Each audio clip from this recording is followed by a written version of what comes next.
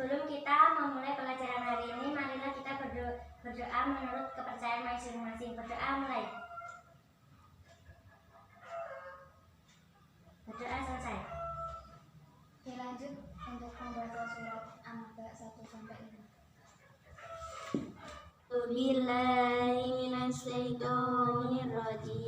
Bismillahirrahmanirrahim. Sebelum kita memulai pembelajaran, saya absen terlebih dahulu ya. Ya, Bu.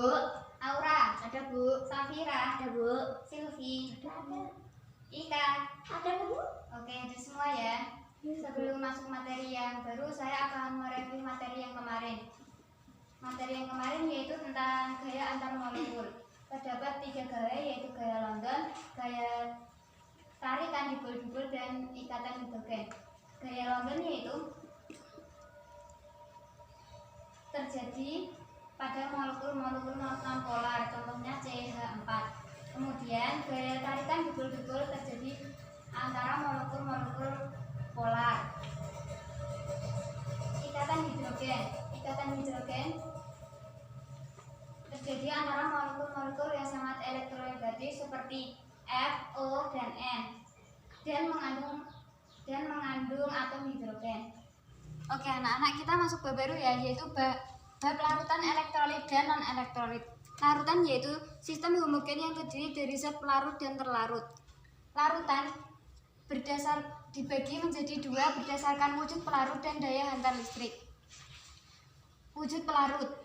Larutan berdasarkan wujud pelarut dibagi menjadi 3, yaitu larutan padat, larutan cair, dan gas.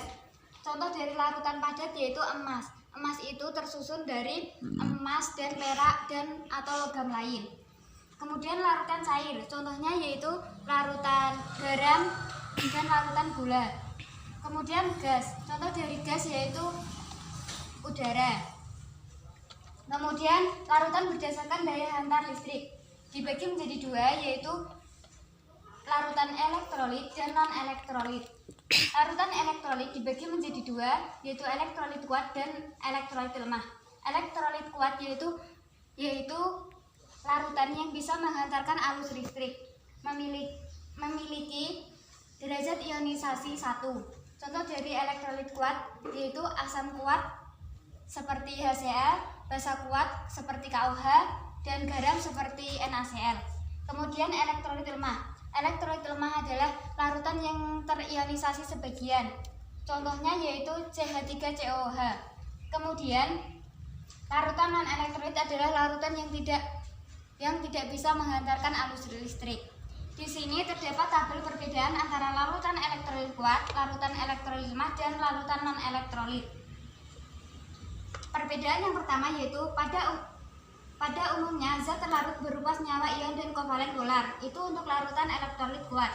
Untuk larutan elektrolit lemah, pada umumnya zat terlarut berupa senyawa ion dan kovalen polar. Kemudian untuk larutan non-elektrolit, pada umumnya zat terlarut berupa senyawa kovalen nonpolar. Perbedaan yang kedua yaitu untuk larutan elektrolit kuat dapat menghantarkan arus listrik dengan daya hantar yang baik.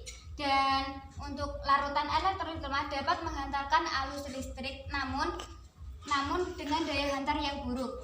Sedangkan untuk larutan non-elektrolit tidak dapat menghantarkan arus listrik. Perbedaan yang ketiga yaitu dalam larutan dapat terionisasi sempurna sehingga jumlah ion dalam larutan banyak. Kemudian untuk larutan elektrolit lemah, dalam larutan hanya terionisasi sebagian sehingga jumlah ion dalam larutan sangat sedikit. Kemudian untuk larutan non-elektrolit tidak terionisasi sehingga tidak ada ion dalam larutan. Perbedaan yang keempat yaitu apabila diuji menggunakan rangkaian alat penguji elektrolit, lampu akan menyala terang dan terbentuk banyak gelembung. Itu untuk larutan elektrolit kuat. Kemudian untuk larutan elektrolit lemah, apabila diuji menggunakan rangkaian alat penguji elektrolit, lampu akan menyala redup atau menyala tetapi tidak terdapat gelembung atau menghasilkan gelembung sedikit. Kemudian untuk larutan non-elektrolit, apabila diuji menggunakan rangkaian penguji elektrolit, lampu tidak menyala dan tidak terdapat gelembung. Perbedaan yang kelima yaitu derajat ionisasi. Rumus dari derajat ionisasi adalah A sama dengan jumlah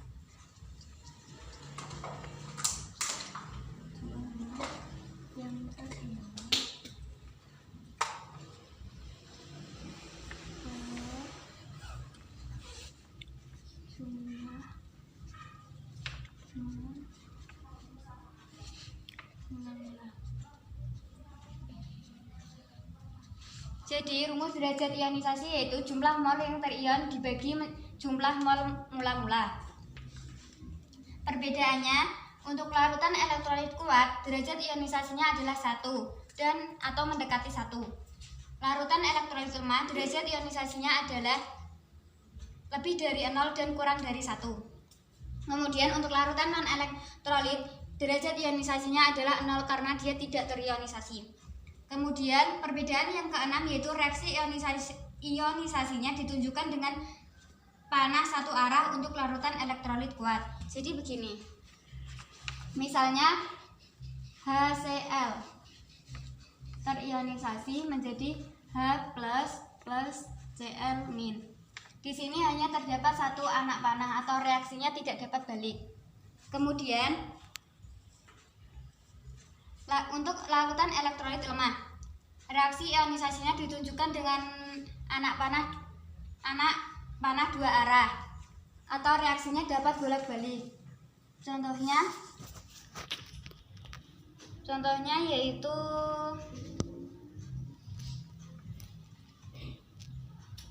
ALOH 2 kali, ALOH 3 kali, maaf.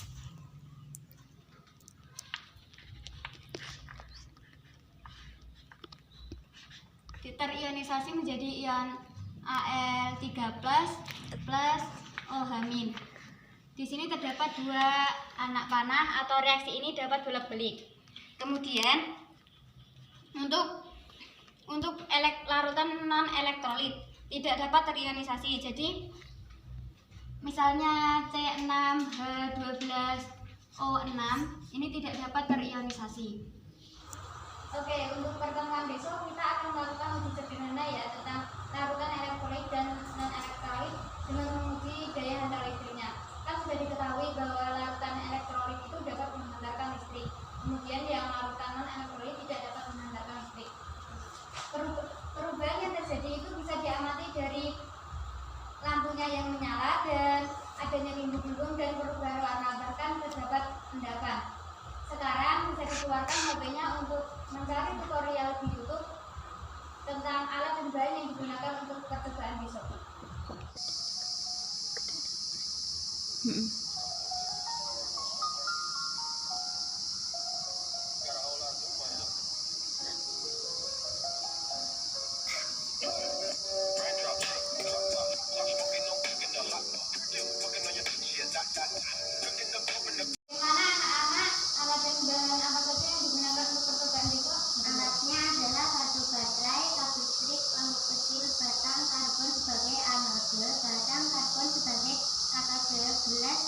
Better 150 ml larutan.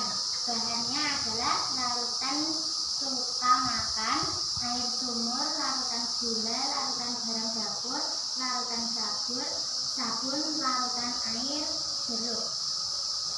Oke, besok sekarang saya bagi kelompoknya ya. Ya Bu. Kazira nanti dengan Aura, Tika nanti dengan Silvi. Oke, apa ada sampai di sini, apa ada yang ingin ditanyakan? Ada Bu. Silakan. Apa saja manfaat larutan elektrolit dalam kehidupan sehari-hari? Oke, pertanyaan yang bagus. Jadi larutan elektrolit itu mempunyai banyak manfaat di kehidupan sehari-hari, seperti pembuatan batu baterai. Pada sel kering, batu baterai menggunakan NH4Cl dan MnO4 sebagai elektrolitnya.